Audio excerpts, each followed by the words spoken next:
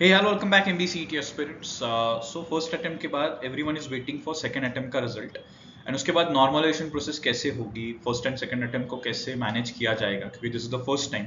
Secondly, result date and finally अगर आपके percentile, what will be the second attempt का percentile, expected percentiles क्या हो गए अभी, right? And finally we'll be also talking about अगर आपके scores low आए हैं तो what options do you have and क्या चीजें आपने avoid करनी चाहिए. This is something that we'll be discussing. तो पहले तो सेकेंड अटेम्प्ट का जो रिजल्ट है which is expected 7 to 10 June के पहले ही ओके आ जाएगा. So we hardly a few days, तो थोड़े दिनों में ही सब क्लियर हो जाएगा, राइट. और उसके बाद फिर कैप राउंड्स की प्रोसेस स्टार्ट होगी which is document verification and then form filling, option form filling. ये सारी चीजें बाद में डिस्कस करेंगे. अभी के लिए नथिंग विल स्टार्ट. अभी के लिए you just need to understand कि आपके जो भी डॉक्यूमेंट्स है वो आपके रेडी होने चाहिए. एंड सेकेंड अटेम्प्ट के लिए we are waiting for the results finally. Okay, अभी expected percentile in second attempt क्या हो सकते हैं, higher lower. I just give you a clear picture. Second attempt में बच्चों ने फर्स्ट अटेम्प्ट से ज्यादा स्कोर किया है. फर्स्ट अटेम्प्ट में ही बहुत सारे लोगों को ऐसा लगा कि उनको परसेंटाइल कम आया एक्सपेक्टेड परसेंटाइल, क्योंकि फॉर एग्जांपल 150 वालों को ऑलमोस्ट 0.12 से कम आया, राइट. जैसे जैसे नीचे जाते गए स्टूडेंट्स को और परसेंटाइल कम दिखते गए, right. So in short percentile first attempt में काफी नीचे आ गया एक्सपेक्टेड से. सेकेंड अटेम्प्ट से इससे भी नीचे आने की पॉसिबिलिटी है, क्योंकि सेकेंड अटेम्प्ट में स्कोर्स ज्यादा है स्टूडेंट्स के. सो इनफैक्ट अगर आपको लग रहा है कि मैंने सेकेंड अटेम्प्ट में बहुत अच्छा स्कोर किया है 140 150, तो मेरे बहुत अच्छे परसेंटाइल आएंगे, तो गाइज ये थोड़ा डिफिकल्ट है. If you have scored 160 and 160 plus, तो आपको 99 के आसपास की पॉसिबिलिटी है, प्रोबेबिलिटी है. And secondly, if you are like 130s 140s में हो, तो गाइज आपका percentile anywhere will be ranging from around 95 to 96 के आसपास, ठीक है. तो परसेंटाइल ऑफकोर्स और नीचे आ जाएगा. This is what everyone will be expecting, क्योंकि ऑफकोर्स सेकेंड अटेम्प्ट में ज्यादा स्कोर हुआ है. ओके, अभी अगर आपका स्कोर लो आया तो एग्जैक्टली आपको क्या करना चाहिए.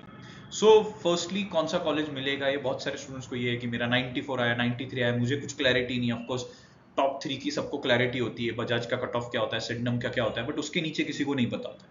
So guys please make sure कि मैंने जो एक टॉप 50 कॉलेज का वीडियो डाला है, उसमें जो फर्स्ट पेज मैंने डाला है टॉप 15 कॉलेजेस का, टॉप 15-17 कॉलेजेस डाले हो, उतने कॉलेज ही प्रेफर करो. इफ यू फील आपको वो कॉलेज मिल रहा है, only then go for MBA. I'll be talking very bluntly, and the reason is very simple. Market conditions are already very difficult.